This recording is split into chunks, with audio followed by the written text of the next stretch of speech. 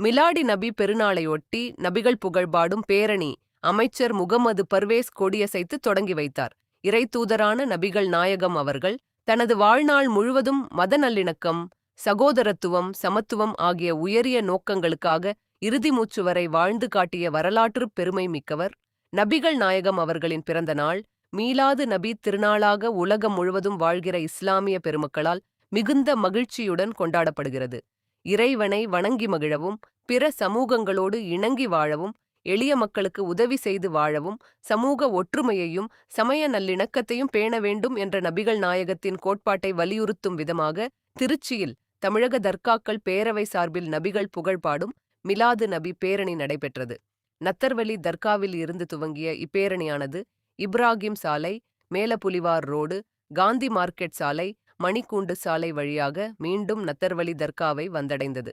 350க்கும் மேற்பட்ட ஆண்கள், பெண்கள் மற்றும் சிறுவர் சிறுமியர்கள் பங்கேற்று நபிகள் புகழ்பாடும் முழக்கங்களை எழுப்பியவாறு பேரணியாக சென்றனர். முன்னதாக டிவிகே திருச்சி கிழக்கு தொகுதி பொறுப்பாளர் தர்கா சௌகத் ஏற்பாட்டின் பேரில் நடைபெற்ற இந்த பேரணியை தொழிலாளர் நலன் மற்றும் திறன் மேம்பாட்டுத்துறை அமைச்சர் முகமது பர்வேஸ் கொடியசைத்து தொடங்கி வைத்து 2 கிலோமீட்டர் தூரம் பேரணியாகச் சென்றார்.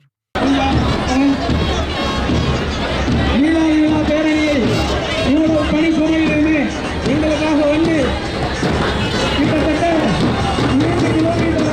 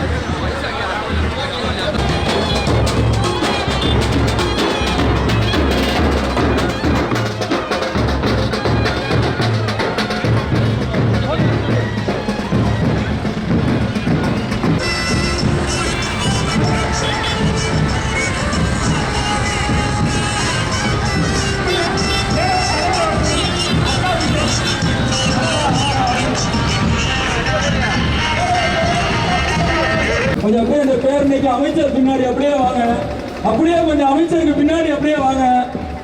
ஜமாத் நிர்வாகிகளை கொஞ்சம் முன்னிலைப்படுத்துங்க, கொஞ்சம் கழக நிர்வாகிகள் அப்படியே பின்னாடி வாங்க. கொஞ்சம் நீங்க தான் கொஞ்சம் சப்போர்ட் பண்ணணும், நீங்க தான் கொஞ்சம் சப்போர்ட் பண்ணணும், புரியுதா? நாரே தக்பீர், நாரே தக்பீர், நாரே தக்பீர், நாரே ரிசாலத். இந்தியா எங்கள் தாய்நாடு,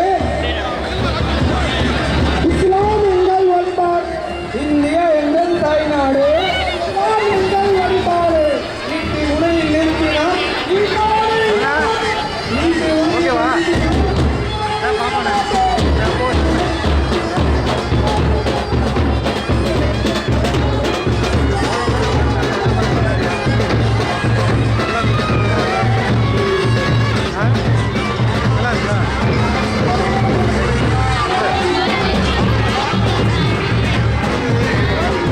அமைச்சர்களுடைய இந்த முயற்சியை நாங்கள் எந்த நாளும் திருச்சி மாநகரமும் திருச்சி மக்களும் என்றும் அமைச்சர்களுடைய இந்த பொன்னான இந்த நடைபயணத்தை மத நல்லிணக்கத்துடைய இந்த நடைபெறிய பேரணியை திருச்சி மாநகரம் என்றும் மறவாது ஒரு